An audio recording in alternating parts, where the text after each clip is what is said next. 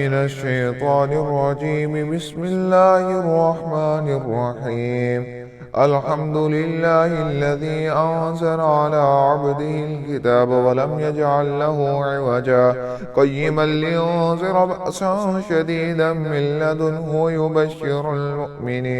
ويبشر المؤمنين الذين يعملون الصالحات أن لهم أجرا حسنا ماكثين فيه أبدا وينذر الذين قالوا اتخذ الله ولدا ما لهم به من علم ولا لآبائهم كبرت كلمة تخرج من أفواههم إن يقولون إلا كذبا فلعلك باخع نفسك على آثارهم إن لم يؤمنوا بهذا الحديث أسفا إنا جعلنا ما على الأرض زينة لها لنبلوهم أيهم أحسن عملا وإنا لجاعلون ما عليها صعيدا جرزا أم حسبت أن أصحاب الكهف والرقيم كانوا من آياتنا عجبا إذ أوى الفتية إلى الكهف فقالوا ربنا آتنا من لدنك رحمة وهيئ لنا من أمرنا رشدا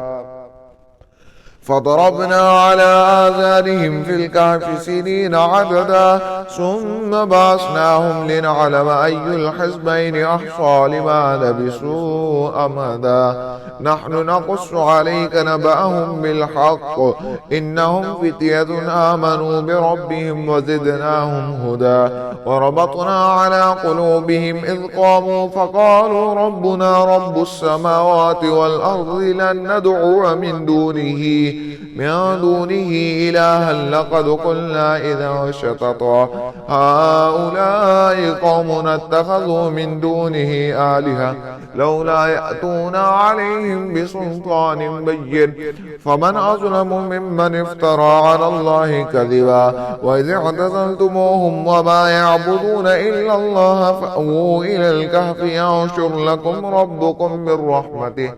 ربكم من رحمته ويهيئ لكم من أمركم مرفقا وترى الشمس إذا طلعت تزاور عن كهفهم ذات اليمين وإذا غربت تقرضهم ذات الشمال وهم في فجوة من ذلك من آيات الله من يهد الله فهو المهتد ومن يضلل فلن تجد له وليا مرشدا وتحسبهم أيقاظا وهم رقود ونقلبهم ذات اليمين وذات الشمال وقلبهم باسط ذراعيه بالوصيد لو اطلعت عليهم لوليت منهم فرارا ولا ملئت منهم رعبا وكذلك بعثناهم ليتساءلوا بينهم قال قائل منهم كم لبثتم قالوا لبثنا يوما أو بعد يوم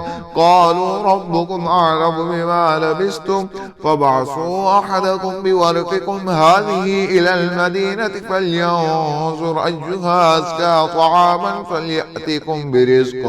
فليأتكم برزق منه وليتلطف ولا يشعرن بكم أحدا إنهم إن يظهروا عليكم يرجموكم أو يعيدوكم في ملتهم ولا تفلحوا إذا أبدا وكذلك أعثرنا عليهم ليعلموا أن وعد الله حق وأن الساعة لا ريب فيها إذ يتنازعون بينهم أمرهم فقالوا ابنوا عليهم بنيانا ربهم أعلم بهم قال الذين غلبوا على أمرهم لنتخذن عليهم مسجدا سيقولون ثلاثة رابعهم قلبهم ويقولون خمسة سادسهم قلبهم رجما بالغيب ويقولون سبعة وثامنهم قلبهم قل ربي أعلم بعدتهم ما يعلمهم إلا قليل فلا تمار فيهم إلا مراء ظاهرا ولا تستفت فيهم منهم أحدا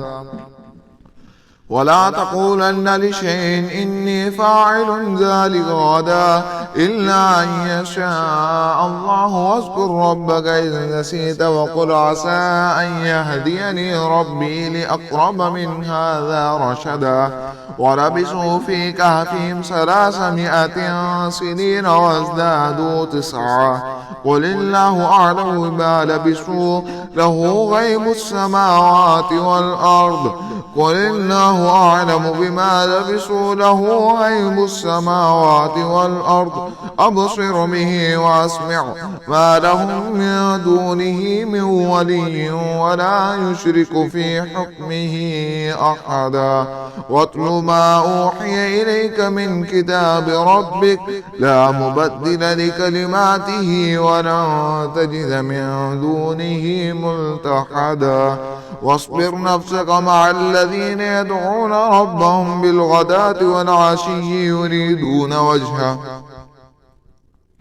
يريدون وجهه ولا تعد عينيك عنهم تريد زينة الحياة الدنيا. ولا تطع من أغفلنا قلبه عن ذكرنا واتبع هواه وكان أمره فرطا.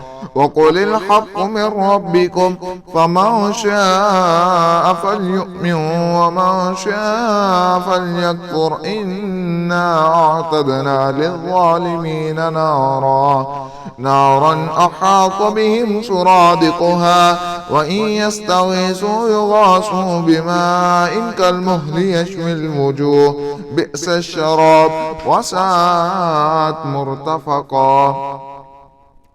إن الذين آمنوا وعملوا الصالحات إنا لا نضيع أجر من أحسن عملا. أولئك لهم جنات عدن تجري من تحتهم الأنهار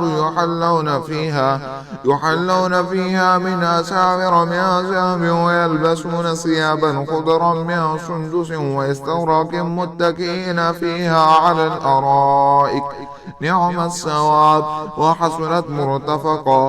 واضرب لهم مثل الرجلين جعلنا لأحدهما جنتين من أعناب وحففناهما بنخل وجعلنا بينهما زرعا كلتا الجنتين آتت أكلها ولم تظلم منه شيئا وفجرنا خلالهما نهرا.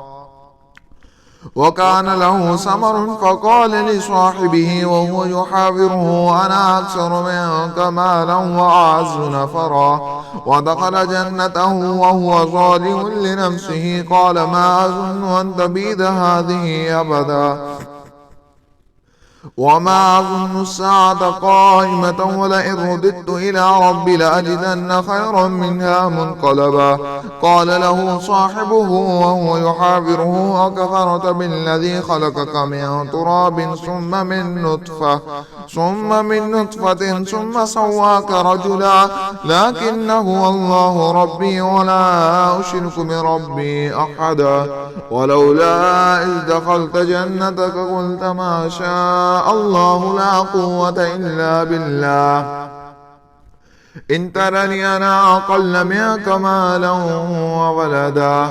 فعسى ربي أن يؤتيني خيرا من جنتك ويرسل عليها حسبانا من السماء فتصبح صعيدا زلقا أو يصبح ماؤها غورا فلا تستطيع له طلبا. وأحيط بثمره فأصبح يقلب كفيه على ما أنفق فيها وهي خاوية على عروشها ويقول يا ليتني لم أشرك بربي أحدا. ولم تكن له فئة ينصرونه من دون الله وما كان منتصرا. هنالك الولاية لله الحق هو خير ثوابا وخير عقبا. واضرب لهم مثل الحياة الدنيا كماء إن أنزلناه من السماء فاختلط به نبات الأرض فاختلط به نبات الأرض فأصبح هشيما تذروه الرياح وكان الله على كل شيء مقتدرا. المال والبنون زينة الحياة الدنيا والباقيات الصالحات خير عند ربك ثوابا وخير أملا. ويوم نسير الجبال وترى الأرض بارزة وحشرناهم فلم نغادر منهم أحدا وعرضوا على ربك صفا لقد جئتمونا كما خلقناكم أول مرة بل زعمتم أن لن نجعل لكم موعدا. ووضع الكتاب فترى المجرمين مشفقين مما فيه ويقولون يا ويلتنا ما لهذا الكتاب لا يغادر صغيرة ولا كبيرة إلا أحصاها ووجدوا ما عملوا حاضرا ولا يظلم ربك أحدا. وإذ قلنا للملائكة اسجدوا لآدم فسجدوا إلا إبليس كان من الجن ففسق عن أمر ربه أفتتخذونه وذريته أولياء من دوني وهم لكم عدو بئس للظالمين بدلا. ما أشهدتهم خلق السماوات والأرض ولا خلق أنفسهم وما كنت متخذ المضلين عدودا. ويوم يقول نادوا شركائي الذين زعمتم فدعوهم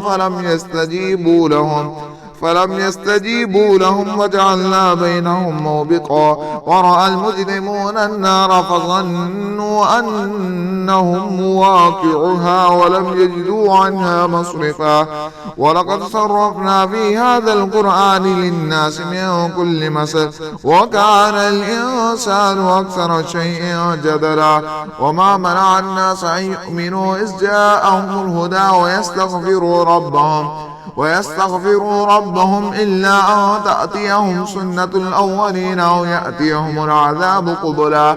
وما نرسل المرسلين إلا مبشرين ومنذرين ويجادل الذين كفروا بالباطل ليدحضوا به الحق واتخذوا آياتي وما أنذروا هزوا.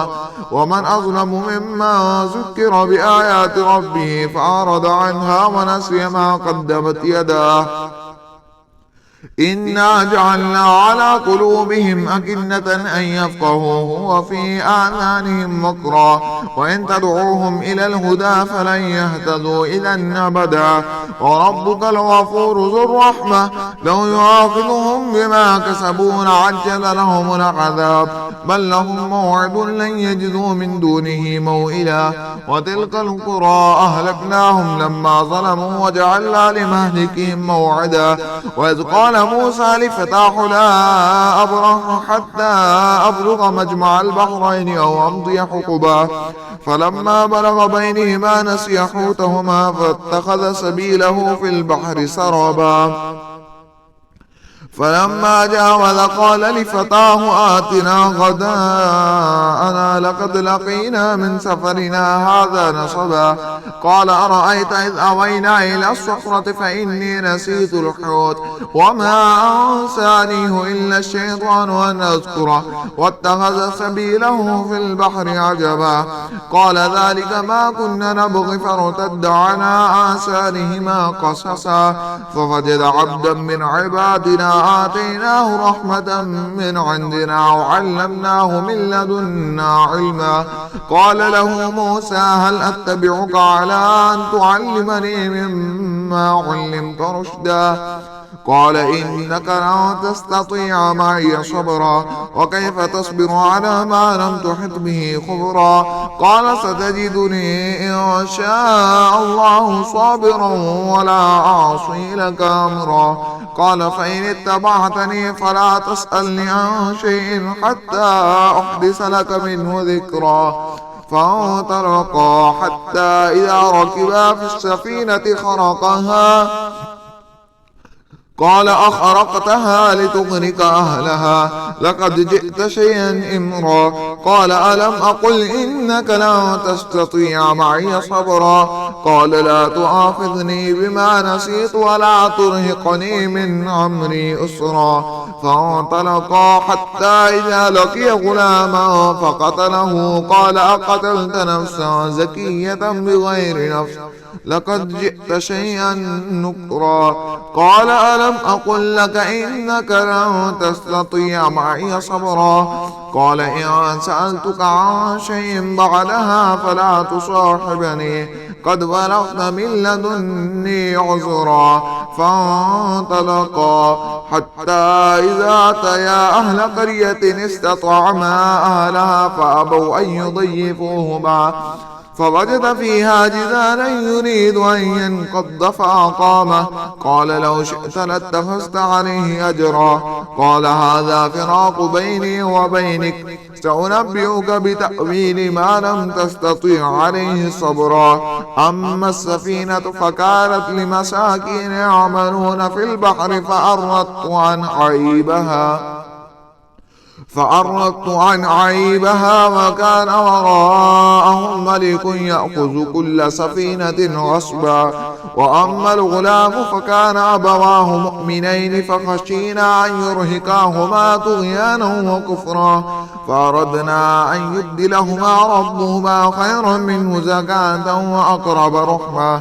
وأما الجدار فكان لغلامين يتيمين في المدينة وكان تحته كنز لهما وكان أبوهما صالحا فأراد ربك أن يبلغا أشدهما ويستخرج كنزهما رحمة من ربك وما فعلته عن أمري ذلك تأويل ما لم تستطع عليه صبرا. ويسألونك عن ذي القرنين قل سأتلو عليكم منه ذكرا. إنا مكنا له في الأرض وآتيناه من كل شيء سببا فأتبع سببا حتى إذا بلغ مغرب الشمس وجدها تغرب في عين همية ووجد عندها قوما قلنا يا ذا القرنين إما أن تعذب وإما أن تتخذ فيهم حسنا. قال أما من ظلم فسوف نعذبه ثم يرد إلى ربه فيعذبه عذابا نكرا. وأما من آمن وعمل صالحا فله جزاء الحسنى وسنقول له من أمرنا يسرا. ثم أتبع سببا حتى إذا بلغ مطلع الشمس وجدها تطلع على قوم لم نجعل لهم من دونها سترا كذلك وقد أحطنا بما لديه خبرا. ثم أتبع سببا حتى إذا بلغ بين السدين وجد من دونهما قوما لا يكادون يفقهون قولا. قالوا يا ذا القرنين إنا يأجوج ومأجوج مفسدون في الأرض فهل نجعل لك خرجا على أن تجعل بيننا وبينهم سدا. قال ما مكني فيه ربي خير فأعينوني بقوة أجعل بينكم وبينهم ردما. آتوني زبر الحديد حتى إذا ساوى بين الصدفين قال انفخوه حتى إذا جعله نارا قال آتوني أفرغ عليه قطرا فما استطاعوا أن يظهروه وما استطاعوا له نقبا. قال هذا رحمة من ربي فإذا جاء وعد ربي جعله دكا وكان وعد ربي حقا. وتركنا بعضهم يومئذ يموج في بعض ونفخ في الصور فجمعناهم جمعا وعرضنا جهنم يومئذ للكافرين عرضا. الذين كانت أعينهم في غطاء عن ذكري وكانوا لا يستطيعون سمعا أفحسب الذين كفروا أن يتخذوا عبادي من دوني أولياء إنا أعتدنا جهنم للكافرين نزلا قل هل ننبئكم بالأخسرين أعمالا الذين ضل سعيهم في الحياة الدنيا وهم يحسبون أنهم يحسنون صنعا أولئك الذين كفروا بآيات ربهم ولقائه فحبطت أعمالهم فلا نقيم لهم يوم القيامة وزنا ذلك جزاؤهم جهنم بما كفروا واتخذوا آياتي ورسلي هزوا إن الذين آمنوا وعملوا الصالحات كانت لهم جنات الفردوس نزلا خالدين فيها لا يبغون عنها حولا قل لو كان البحر مدادا لكلمات ربي لنفد البحر قبل أن تنفد كلمات ربي ولو جئنا بمثله مددا قل إنما أنا بشر مثلكم يوحى إلي أنما إلهكم إله واحد فما كان يرجو لقاء ربه فليعمل عملا صالحا ولا يشرك بعبادة ربه أحدا صدق الله العظيم.